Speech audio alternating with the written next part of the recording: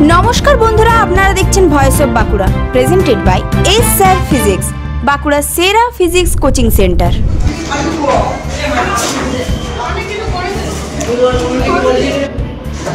Darling ডালাও darling.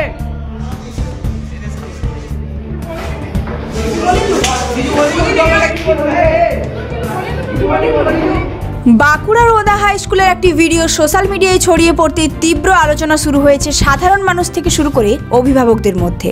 ভিডিওতে দেখা যাচ্ছে স্কুল ইউনিফর্ম পরা কয়েকজন ছাত্র মিলে এক ছাত্রকে ঘিরে মারধর করছে আর তার সঙ্গে ব্যবহার করছে অশ্রাব্য ভাষা।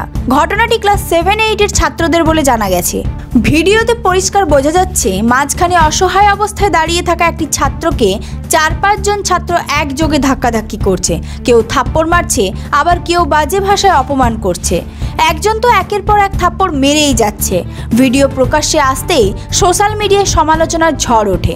অনেকেই বলছেন স্কুলের ছাত্রর মুখে এমন ভাষা একেবারেই অপ্রত্যাশিত, আবার অনেকেই সরাসরি দায় চাপাচ্ছেন স্কুলের ওপর। শিক্ষকরা নৈতিক শিক্ষা দিতে ব্যর্থ, কেউ কেউ অভিভাবকদের দিকেও আঙুল তুলছেন। বাড়িতেও সঠিক নির্দেশনা দেওয়া হচ্ছে না। সাধারণ মানুষের প্রশ্ন, এ কোন পথে এগোচ্ছে নতুন প্রজন্ম? নৈতিকতা, সামাজিক শিষ্টাচার, সভ্যতা এসব কি ফিকে হয়ে যাচ্ছে?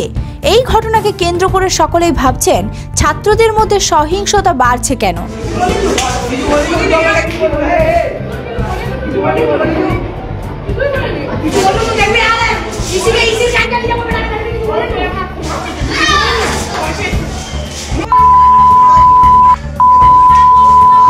ভিডিওতে থাকা ছাত্রের পরিচয় এখনো প্রকাশ্যে জানা যায়নি, তবে স্কুল কর্তৃপক্ষ ও অভিভাবকেরা নিশ্চয়ই তাদের চেনেন। আশা করা হচ্ছে তারা নিজ নিজ সন্তানদের আরও ভালোভাবে বোঝাবেন যে কোনো সহপাঠীর ভুল থাকলে তার শিক্ষক বা অভিভাবককে জানানো উচিত। হিংসা বা মারধর কখনোই সমস্যার সমাধান নয়। ওদা হাই স্কুলের এই ভিডিওটি সমাজের কাছে একটি বার্তা দিচ্ছে যে বাড়ি, স্কুল সব জায়গায় প্রয়োজন সঠিক মূল্যবোধ শেখানোর, কারণ ভবিষ্যৎ প্রজন্মকে সঠিকভাবে গড়ে তোলা আমাদের সবার সম্মিলিত দায়িত্ব।